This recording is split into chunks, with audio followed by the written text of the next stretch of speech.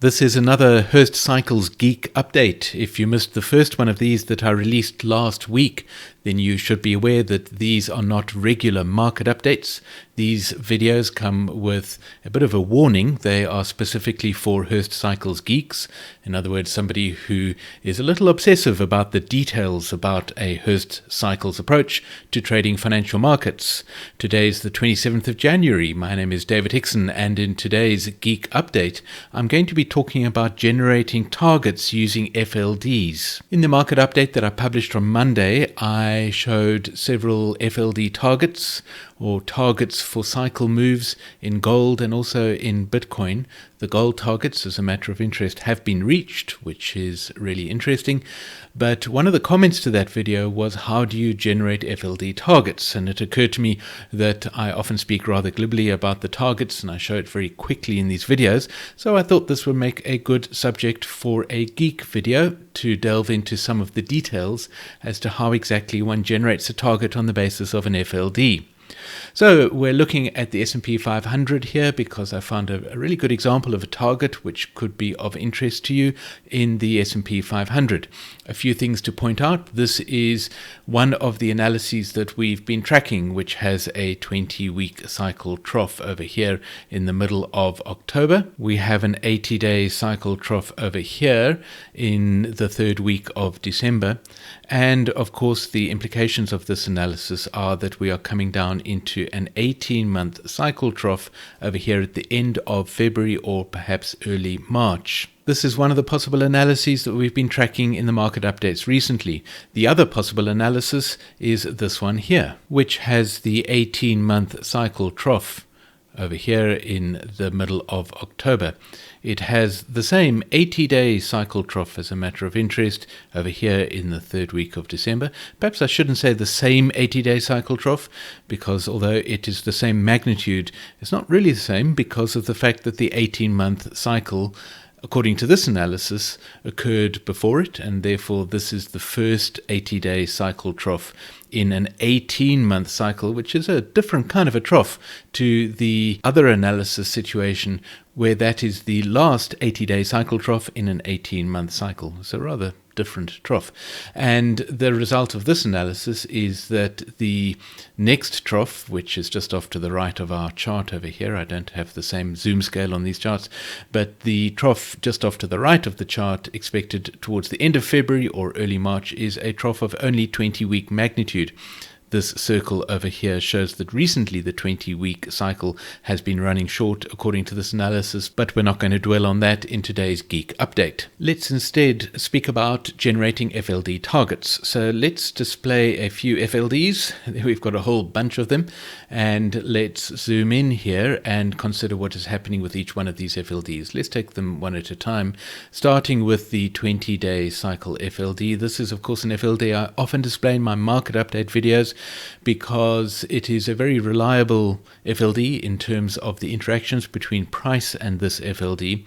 Not only that, but in terms of the time scale that I'm looking at in the market updates, generally the 20-day FLD provides me with something to speak about each week in those market updates. Now, looking at this FLD, there isn't really a very good, clear example of how we can generate targets. And the reason for that is because of the amount of time that price has spent simply tracking along the FLD. I refer to it as tracking along the FLD, but I'm going to draw over the FLD over here. And you can see that for 2 weeks, between Christmas and the first week of January, price bars had their high price above the FLD and their low price below the FLD, which I describe as tracking along the FLD, and therefore we didn't get any clean crosses. As mentioned in Monday's market update video, the 40-day trough probably formed over here on the 19th of January, where price came down to the FLD and actually failed to cross below it. Now, of course, the low price crossed below it. So what do I mean by price failing to cross below it? Well, that's the first important thing to note about an FLD. It is based upon median price. Median price is very simply the mid price between the high and the low price of the bar. It does not consider the open and close of the bar at all. In Sentient Trader, you can plot the median price, which was a very important price according to Hurst. And there is that median price plotted as a line on my chart, and you can see that the 20-day FLD is a very simple line. It is in fact the median line displaced to the right. But a few warnings here if you're planning to plot an FLD on software that does not include gaps over the weekends. That is a very important aspect of Hurst's approach, the fact that he claimed that cycles continue to influence markets in real time, 24 hours a day, 7 days a week. And so these gaps that I'm drawing circles around, although this pen is not really cooperating today, these gaps are of course the weekends, and this is a long weekend over Christmas and so forth. Those gaps need to be plotted on your charts. And so displacing median price needs to be done on a chart that includes trading gaps. Certainly when speaking about end-of-day charts. Intraday charts are potentially a different situation, and I might speak about that in a different video. So you need to make sure that you are displacing your FLD to the right, or your median price to the right, in order to create an FLD, and that you are plotting the FLD on chart paper or on a computer chart that includes weekends or includes trading gaps. It is possible to do it on something like TradingView or MT4 or most other trading platforms, but it takes a little bit of cunning coding in producing the indicator to plot it as if though it has been displaced in real time, even though your chart might not actually show the gaps. So you will end up with an FLD that might jump a little bit, but it will be the correct FLD. So let's get back to speaking about generating targets. As I mentioned, the 20-day FLD doesn't really have any targets that we can speak about. The 40-day FLD, as you can see here, is no better, although there is a price cross over there. But there is a more interesting price cross that I wanted to discuss in the 80-day cycle FLD. There it is. So, of course, this is also median price displaced to the right on our charts by the recent average wavelength of the 80-day cycle, and if we look at the bottom right hand side of the chart, you can see the recent average wavelength of that 80-day cycle has been 70.5 days. So we displace median price by half the wavelength plus 1 bar. Interestingly, that's the formula that Hurst declared when he wrote his cycles course way back over 50 years ago in 1970. So let's speak about generating a target on the basis of the interactions between price and the 80-day FLD. The first thing to observe is that a target is created when price crosses above or below an FLD. Interestingly, and that's why I'm using this as an example, price has crossed above and below this 80-day FLD a few times recently. You can see that it crossed above the FLD over here on about the 12th of January. Then it crossed down below the FLD again on about the 18th of January, and just a few days after that crossed up above that FLD again. This is what Hurst described as a complex FLD crossing, and there is a way of resolving it and generating a target as a result of a complex crossing. In the case of a very simple crossing, it is very easy to generate or to calculate the target. All that you need to do is work out the point at which the median price crosses the FLD. And so that is also our starting point when we have a complex FLD crossing. So the first thing I'm going to do in order to calculate our crossing point is I am going to display price as a median price, because the price at which the cross is considered to have occurred is the point at which the median price crosses the FLD. So as I've mentioned, when you have an example of a simple cross where price crosses above the FLD and stays above it, or crosses below the FLD and stays below it, you simply find the point at which the median price crosses the FLD, which in this case is over here. You can read the price off the right hand side of the chart there. You can see that's 39.56. and that is the price level that you use as your crossing point. In the case of a complex price crossing, Hurst recommended that you average the price crosses over the FLD. So that's what we're going to do here. This is the first one, as I've already mentioned, 39.56. And then we had another price cross over the FLD, lower down over here, at a level of 39.38. We have two price crosses, and if we average those values, we come up with a figure of 39.46, which is, of course, the level exactly between the two levels at which price crossed above the FLD. Note that we have ignored the point at which price crossed down below the FLD. We are only considering points at which price crossed above the FLD. And so we have a crossing level of 39.46.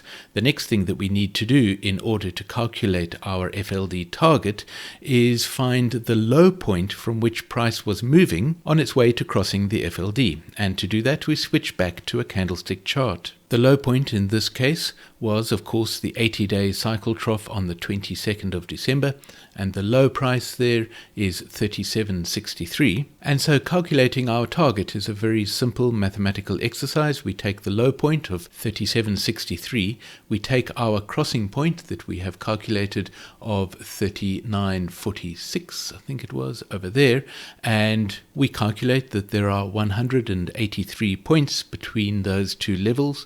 We then add 183 points onto the crossing point, 39.46, and we end up with a target of 41.29. And so that is our FLD target. That is how you calculate FLD targets. It is interesting to note that this FLD target happens to be the same level as this price spike high over here, or at least very close to that level. And if we zoom out a little, you will see that that level of 41.29 is a very important level to the markets. We have this price peak over here at about that level. This price peak over here was just a little bit below that level, and of course this price spike was at that level. And so we definitely have a level that is likely to provide some resistance and could well provide an accurately reached target if price reaches up to that level. Now, before I wrap up this video, a few extra geek details. First of all, it must be observed that the FLD is, of course, based on the analysis that you have performed on your charts. That's why plotting an FLD on other charting platforms is certainly possible, but it's a little complicated because you need to work out the recent wavelength with which that cycle has been beating. Fortunately, it doesn't differ very greatly over time, although the principle of variation is alive and well and the cycle wavelengths are constantly varying. Those variations tend to average out over time, and so even if you are not working with the correct recent average wavelength of a cycle, the FLD is not likely to be very wrong. And as an example, or as a way of demonstrating that, we're going to switch to the other analysis, which has a different average wavelength for the 80-day cycle. The reason for that is because the analysis is different on this chart. I'm not going to go back in time and delve into those details because I think this video is already getting a little long, but the important thing is when you have a different analysis, then of course you will have different wavelengths for your cycles, and of course the average wavelength will also differ. This is quite a big variation. You don't often see such a big variation, which is why this makes such a good example of this situation. And here is what I wanted to show you. When we display the 80-day cycle FLD on this chart, it is of course also a median price, but it is displaced a different number of bars on the chart because the analysis on this chart differs. But here is a particularly interesting thing. If we zoom in and take a look at the interaction between price and the 80-day FLD in this situation, let's be pedantic and display the median price. There we go. 39.45 is the price crossing level, and you will remember that on our other chart we calculated the price crossing level as 39.46. So the interesting thing about this is that even though we are working with two different analyses that have fairly greatly differing average wavelengths for the 80-day cycle, our 80-day cycle FLD target is nevertheless almost identical. Now, the next thing to say about FLD targets is that you know that I track a reliable sequence of interactions between price and the FLD. And that sequence is really important when considering your FLD targets. So, for instance, according to this analysis, we have a 20-week cycle trough over here in the middle of October, and price crossed above the 80-day FLD, as you can see over there, and we'll just roughly estimate that as the target, and at least as the crossing level, and over here is the target, very roughly. You can see that price reached up and achieved that target. However, when price came back down to the 80-day FLD, it crossed the FLD over here, and therefore generated a target from the recent peak, which was perhaps over there, or more reliably, I believe it was that peak over there. Nevertheless, it generated a target way down over here. However, price, as you can see, did not reach that target. Why was that? Well, one of the reasons why that might have been is that the trough over here in the middle of October was of greater magnitude. And so what we saw over here was an A category interaction, which is expected to reach its target, as it did. And what we witnessed over here was a B category interaction where price should find support at the level of the FLD. It didn't really find support, but it by no means dropped all the way down to the target generated. And that's an important thing to note. What are we expecting to happen now?